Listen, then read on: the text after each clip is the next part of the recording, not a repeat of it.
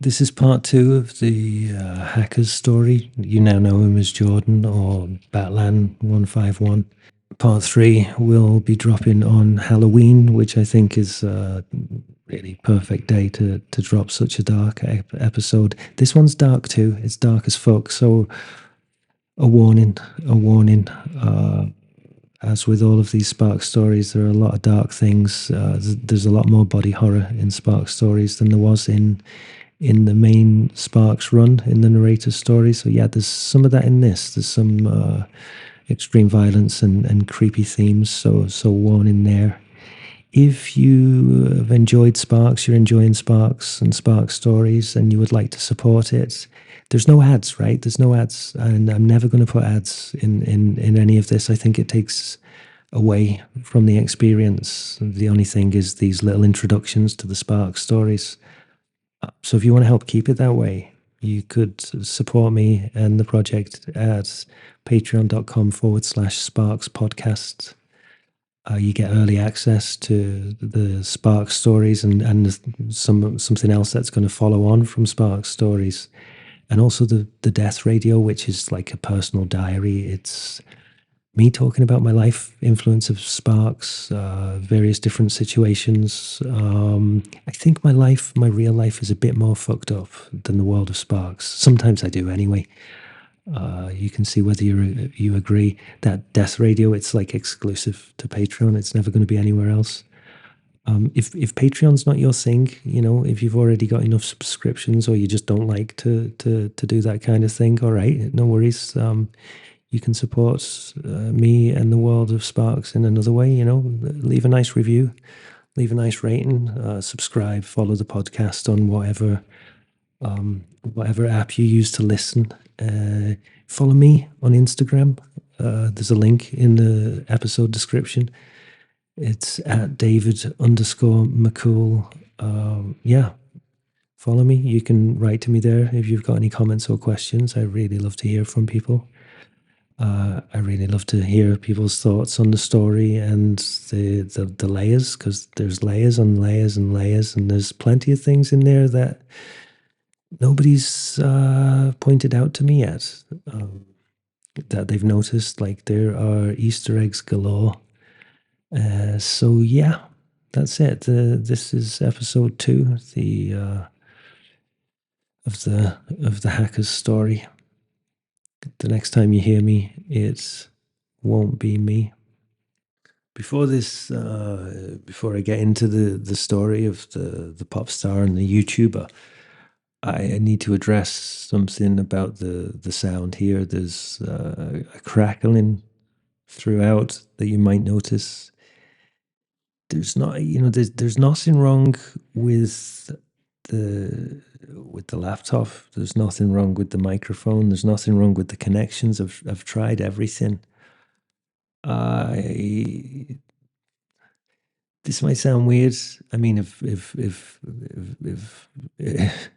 in the context of all of my story, I don't think there's much I could say that would be weirder than anything I've already said. My body seems to be giving off static electricity, and I don't know why. Anything electrical, anything that I go near, there's like there's something happening, and it seems to be coming from me. I've had somebody else try my microphone and my laptop and that sort of thing. There's no crackling when anyone else records. So yeah, that's all I can say about that. For now, why it's happening, I don't know. I'm just hoping so much that it goes away. So back to the story of the hacker. So he was active on the hacker forums and on online on Reddit and that kind of thing as Batlan151. He had his YouTube channel on which he'd started just using his real name, Jordan. On there, he'd kind of distanced himself from the world of computers and that sort of thing on his YouTube channel. He used the YouTube channel as a front. He wanted to present a public thing that he'd given up on the computers, and he'd become he'd built like an annoying YouTuber persona. His thinking was that the people who watched the OMFG LOLZ vlog would never dream in a million years that this same guy was the guy who'd caused chaos on highway electronic billboards and on TV stations and on radio stations. He'd started to have a little bit of fun with that. And nobody would believe the hacker behind that was this dumb YouTuber. OMFG LOLZ vlog. I was going to play a little bit of an episode, but I decided not to. I'll throw in the theme tune now and then tell you a little bit more about that.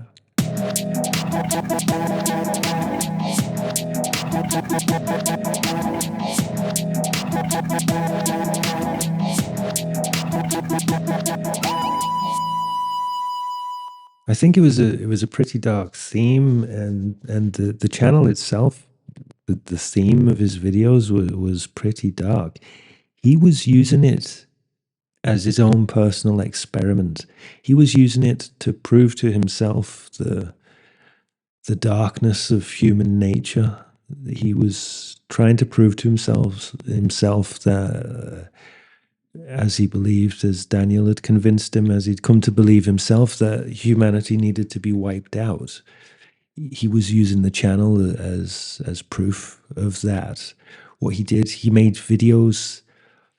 He started off making a series of videos in which he would post tutorials, but after the tutorial was posted, he would have a vote between two options and ask the audience what they wanted from these two options to post a video on next. They weren't always tutorials. It started off with like the simplest of things. He posted a video and asked his followers if they were, or subscribers, in the next video, did they want him to eat a raw onion as if it was an apple, or did they want him to eat 2 Carolina Reapers?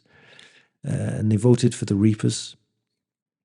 So the next video was him eating those and just sitting at a table and suffering. It was a video of him suffering. That for him was like the first proof that, people are bad. People voted for him. People voted for maximum suffering. That's how he saw it.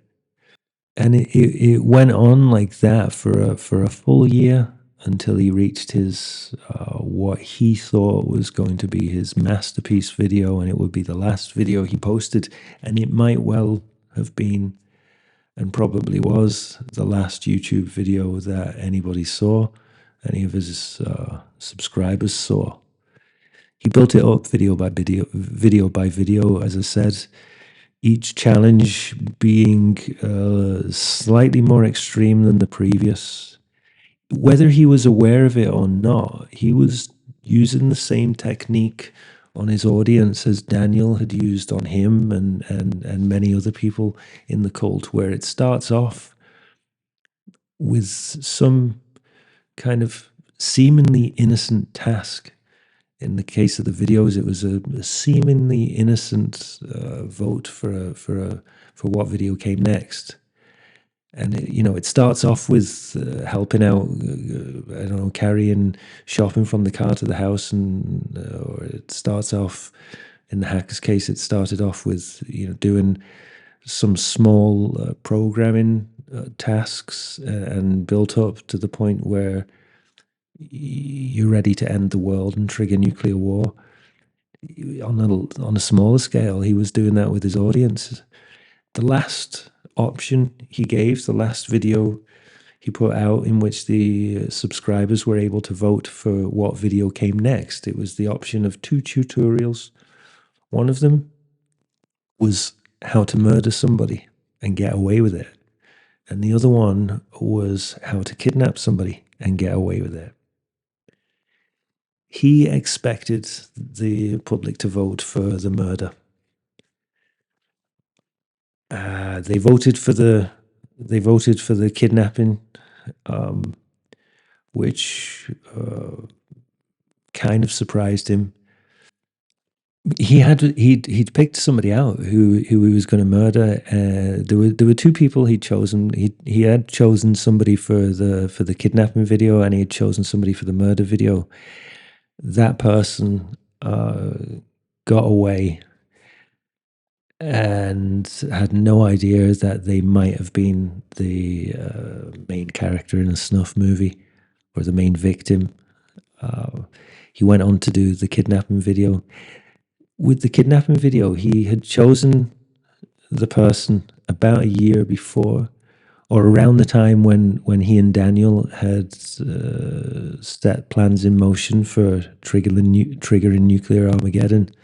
When he knew that he was going to go down into the bunker in upstate New York, when he knew he was going to be spending a year down there, and when he knew he wanted a female companion, he kind of thought, "Fuck it, I'll make a YouTube video out of this about how I get the female companion down there with me." OMFG LOLZ vlog had a huge following. Most of his videos, like the lower performing videos, would get around 600, 700,000 views. A couple of the videos passed a million. One of them was on 7 million views.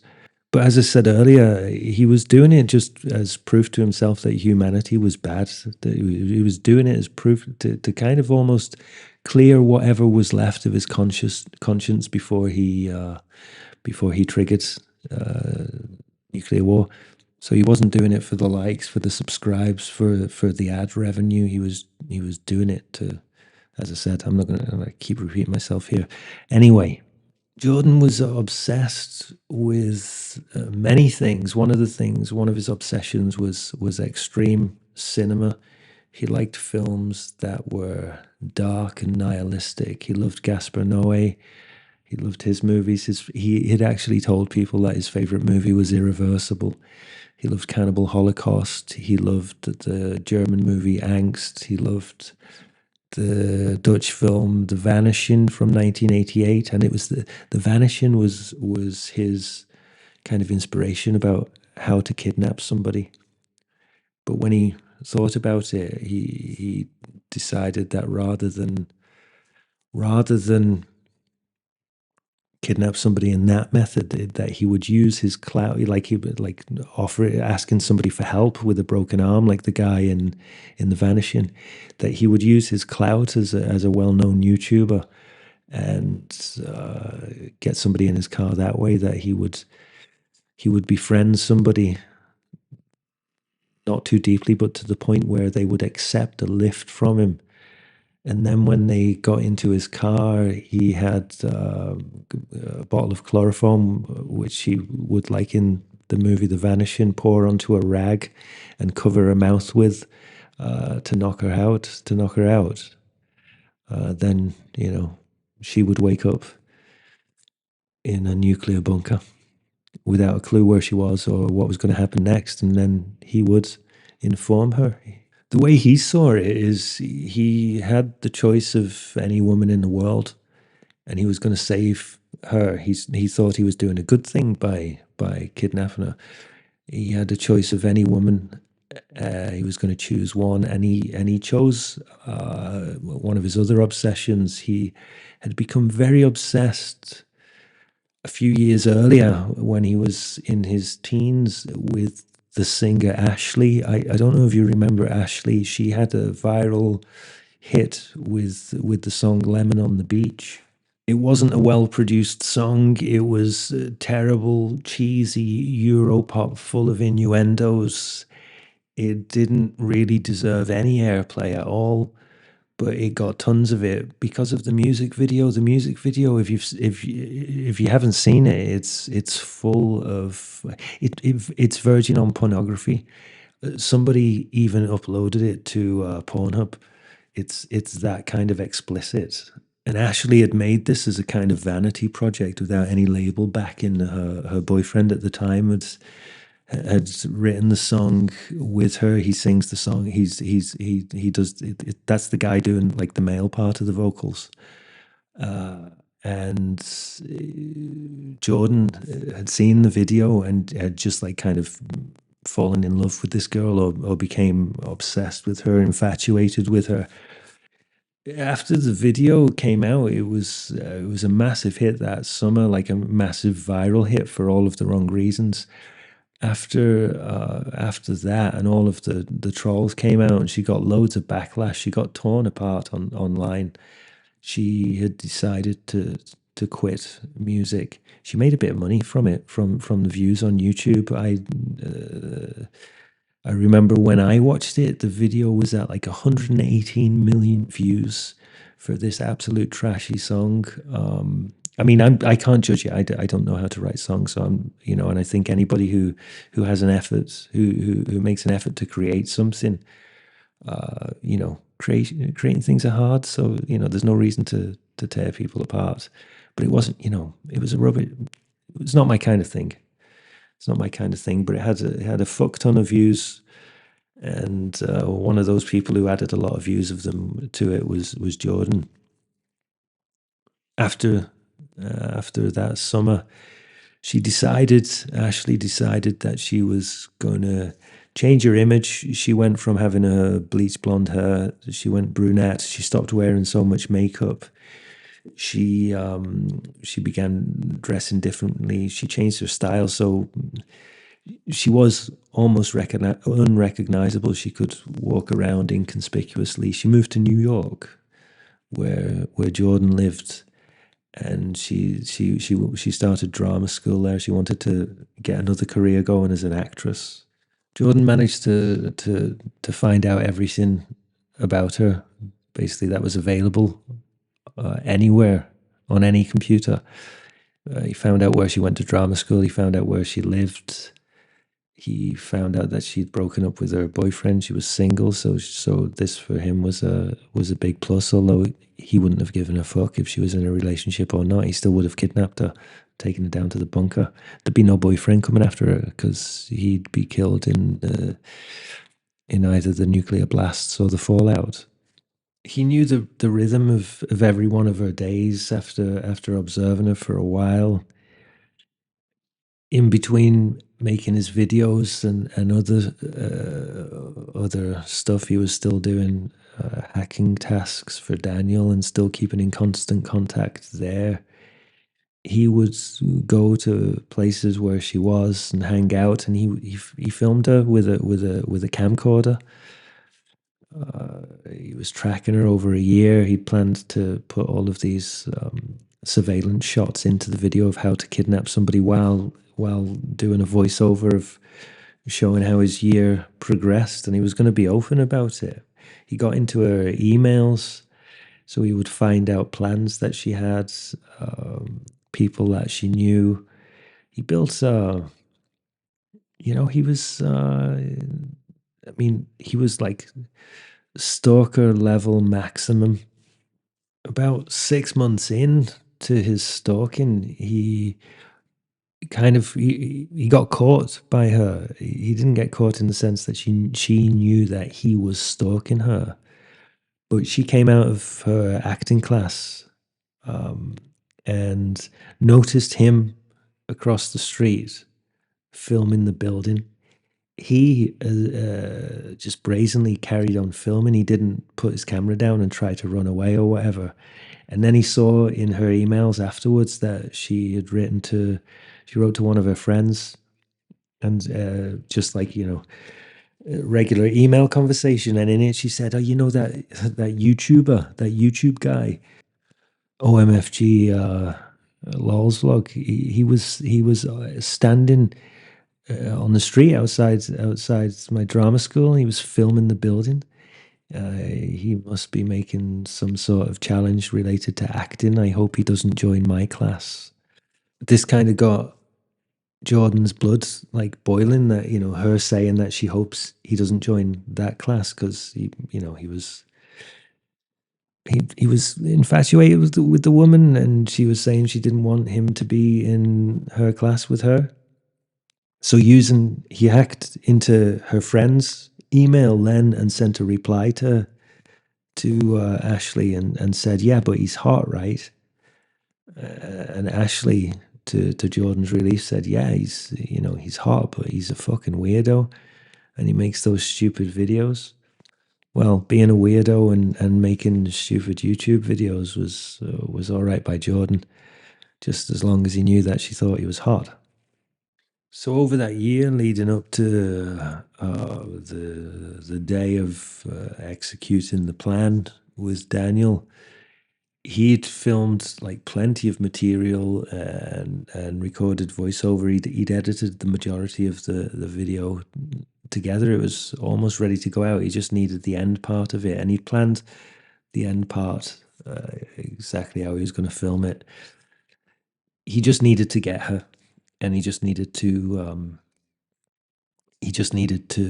get her into the bunker. His bunker, not Daniel's bunker. His bunker up in upstate New York. And he had a back and forth with Daniel about this because Daniel knew he was gonna kidnap somebody. He had a back and forth with Daniel about it, how to go about it. Would he offer her a ride or something like that? Would he just go up behind her as she was walking home and throw her arm around her and cover her mouth with the chloroform rag? And it was Daniel who came up with what to do. Daniel said to him, like, no, don't do any of that. It doesn't need to be that difficult. You're a well-known YouTuber, content creator online. She's an actress. Write to her. Write to her and tell her that you're making a video, you're making a project, you're looking for an actress. You know her from the music video. You've seen her perform on stage because she'd done a couple of small plays, and would she be interested? And tell her it's a paid job, and say you would like to speak and talk if she'd be interested.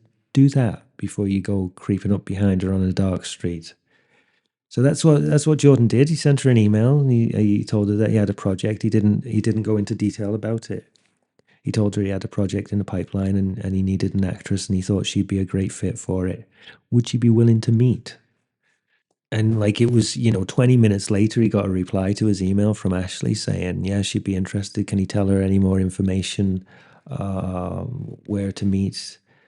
Where would they meet? And what would the project involve exactly? So he replied to her that he would take her to his studio for a screen test with the camera.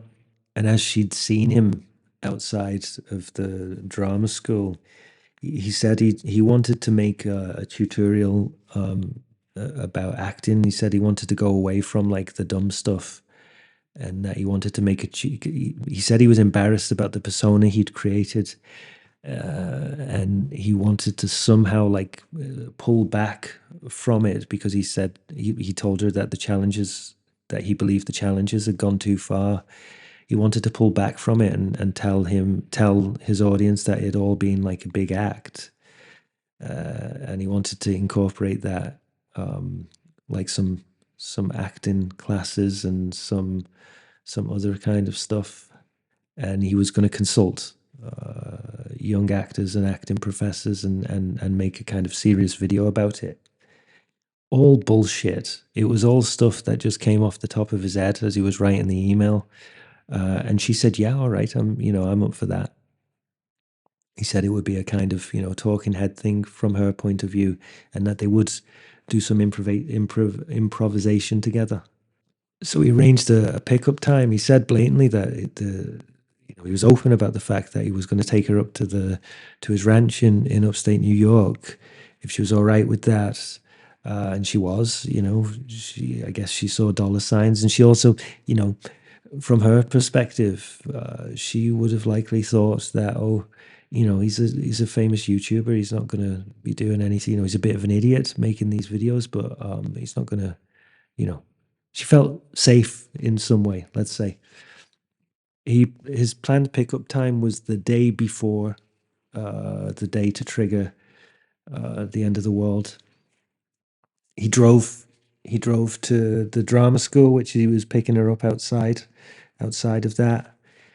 When he drove there, he had to really bite his tongue and hide his anger because she had a friend with her, a male friend, and they both got in the car. First she came to the window and said, "Look, is it okay if I bring my friend along? I'm just, a girl on my own going up there. I just felt a little bit uncomfortable, and just to feel more comfortable, would you mind?" And Jordan said, "No, okay, no, it's fine. Yeah, sure, get on in."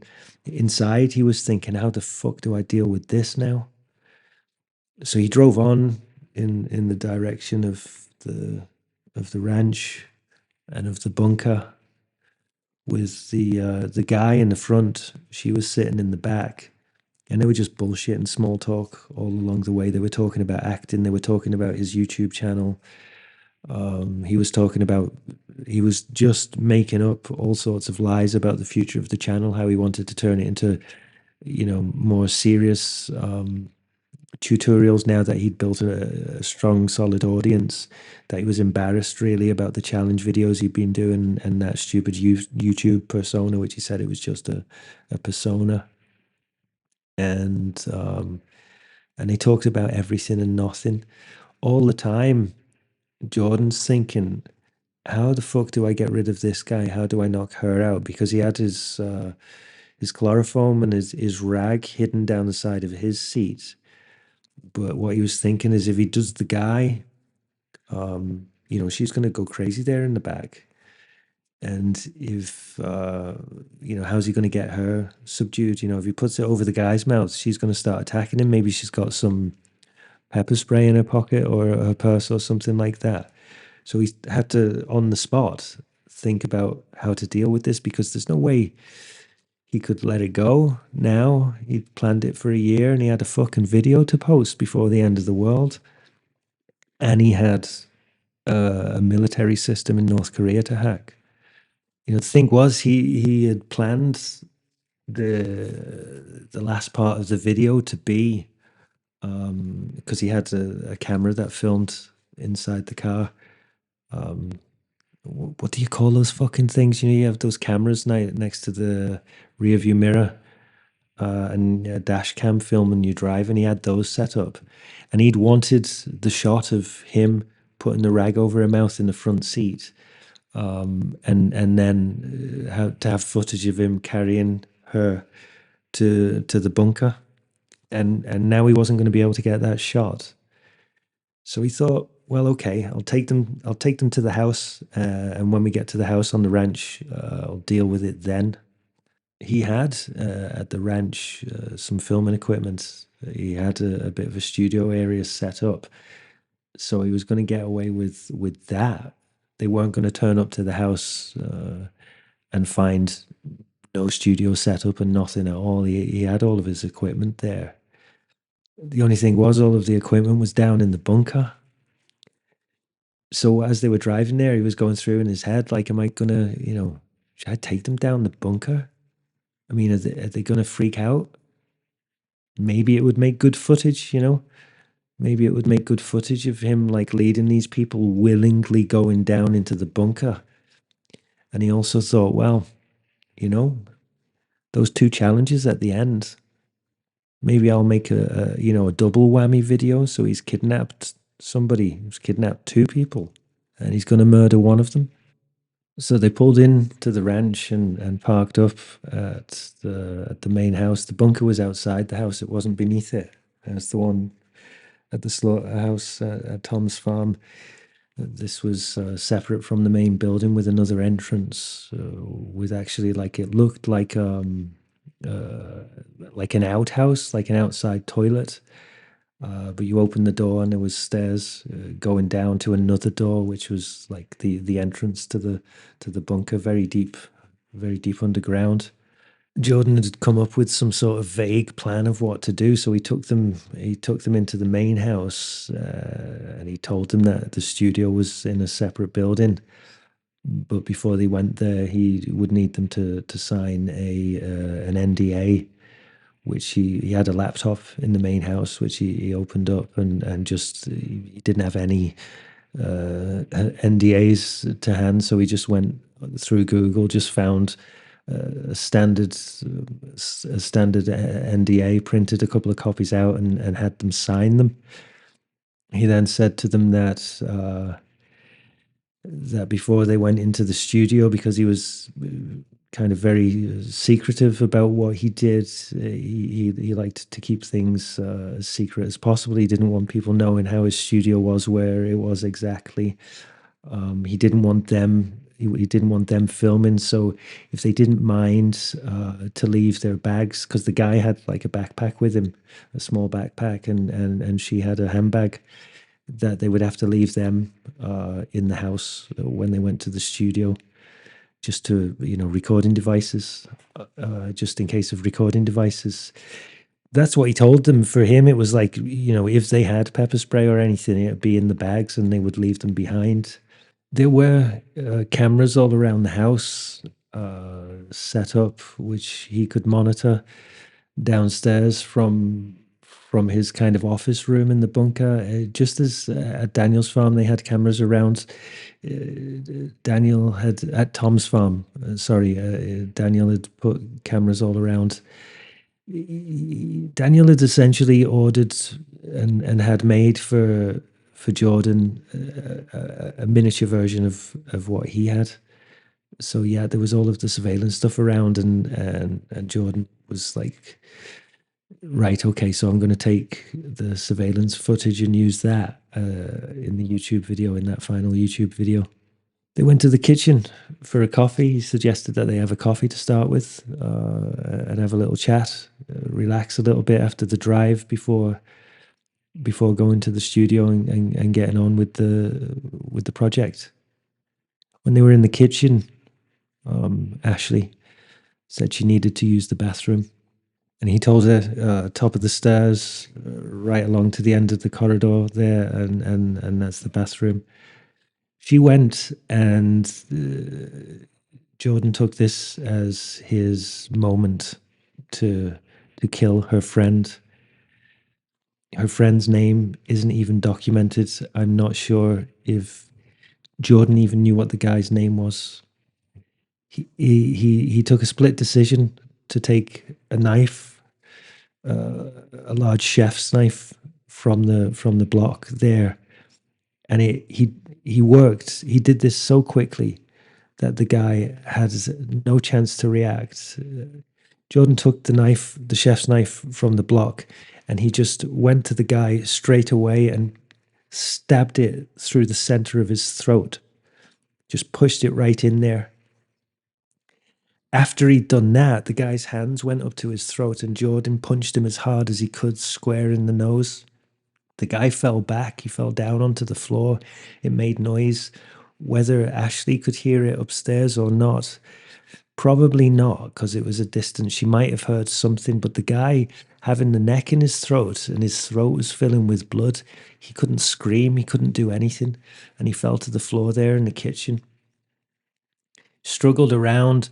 Jordan left him. Jordan went out of the kitchen, shut the kitchen door.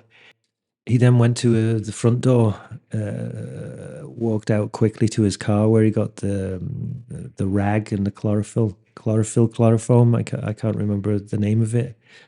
As I said, I'm doing all of this without notes. Sometimes I have the documents out in front of me. Sometimes I don't. Sometimes I just have the microphone recording and retell what I've read about, which is what I'm doing with this one.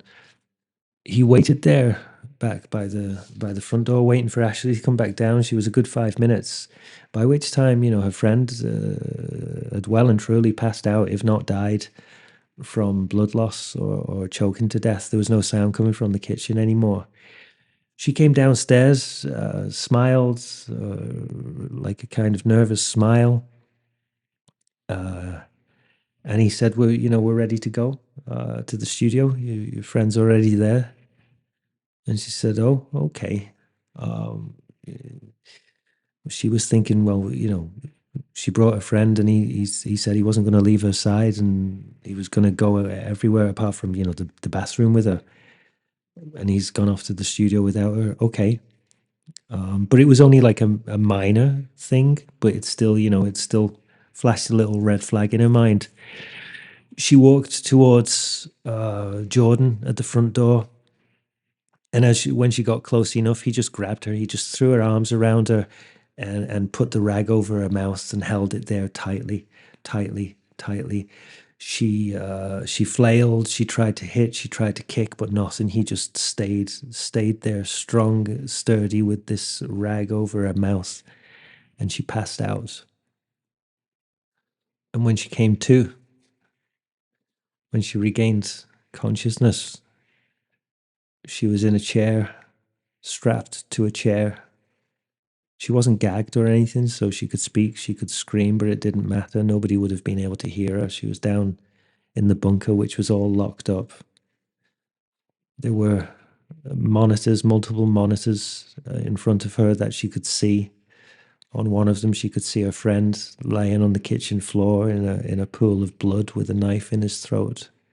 She could see other images from around the house, and she could see images from the center of some of the major cities around the world. There was a live feed from London, a live feed from Rome, and a live feed from New York, amongst others. This was what Jordan had set up, so he could there sit and watch the end of the world, and he was going to watch it with her. So she woke up and saw all of these screens. She started screaming. Jordan just ignored her and carried on editing the end of that last video he was going to put out. He'd put on clips of the murder. He'd put on clips of them arriving at the house, and he'd put on there clips all from the surveillance footage of him dragging Ashley down to the bunker and getting strapping her into that chair. He was actually recording a voiceover for the video when she woke up and started screaming, and he stopped recording the voiceover as she was screaming and just let that go on. And while she was looking at these screens and screaming and shouting for help, he just brought his microphone closer to her and got a recording of it. He's going to put that on the video, and then the video, he decided then spontaneously that the video would go to black, and he would just allow a minute or so of those screams and shouts and cries for help to go on. I actually have that recording here, but I don't think I'm going to share it. He finished his video. And he uploaded it. And the second task he did,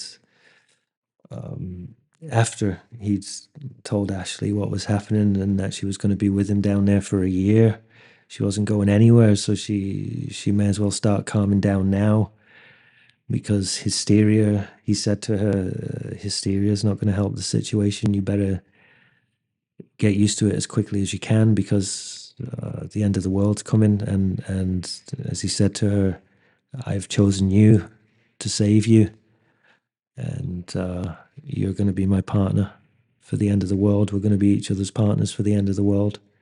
She was freaking the fuck out, she was going crazy, as you would. Jordan got in touch with Daniel. He called him. He called Daniel to make sure everything was okay over that side, over at Tom's farm, to make sure everybody was where they needed to be, to make sure Daniel and his people were safe and locked down in the bunker before he clicked execute. So Jordan went back to his computer and he started it. He got into the nuclear systems of North Korea, and he started the false attack, which essentially triggered the end of the world. After he'd done that, the next thing which he had planned was to hack into all of the major broadcasting systems.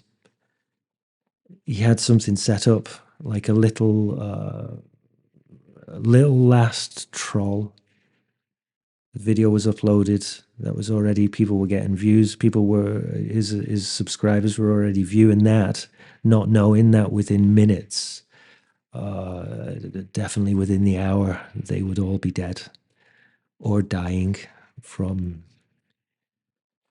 radiation poisoning, nuclear fallout. But yeah, that video wasn't going to be his last troll. He after the broadcasters would have been able to broadcast their warning signal. I'm going to get more into that in the next video. But the last thing in the next video, I'm thinking like the YouTuber now. Fucking hell, I'm going to get more into that in the next episode, the next part of this. But the last thing he wanted to do was to broadcast worldwide Ashley's song, that fucking pop song, Lemon on the Beach, so that as the nuclear bombs rained down and humanity was wiped out, it would all be to the theme of Ashley's failed pop career.